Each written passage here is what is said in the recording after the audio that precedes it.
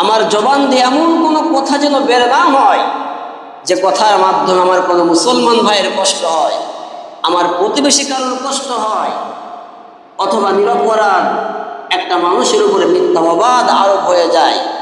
যে লোক অপরাধ করে নাই, আমি তার উপর মিথ্যা অবাদ দিলাম মুখের জবানকে ব্যবহার করে, ওই লোকটা যখন কিয়ামতের মাঠে আপনার বিরুদ্ধে মামলা দায়ের করে দেবে আল্লাহর দরবারে, আল্লাহর সামনে হিসাব দিতে দিতে এই মাথার ঘাম পা দিয়ে পড়বে, তবু আপনার হিসাব শেষ হবে না।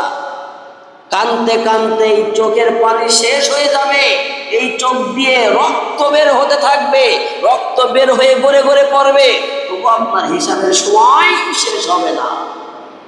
এই মাথার মগজগুলো বলে টকবক করে ফুটতে ফুটতে কান দিয়ে নাক দিয়ে বের হতে থাকবে, তবু আপনার হিসাব দেওয়ার সময় শেষ হবে না। এই জন্য সাবধান, হাত এবং মুখ হতে অন্য মুসলমান যেন কষ্ট না পায়। যদি কোনো ইমানদার ব্যক্তি আমার বিপক্ষে দাঁড়িয়ে যায়, কিয়ামতের মাঠে যদি আমি আসামির কাঠগড়ায় হই, তাহলে আল্লাহর কাছে হিসাব দিতে দিতে আপনি ক্লান্ত হয়ে যাবেন, তবু আপনার হিসাবের সময় শেষ হবে না।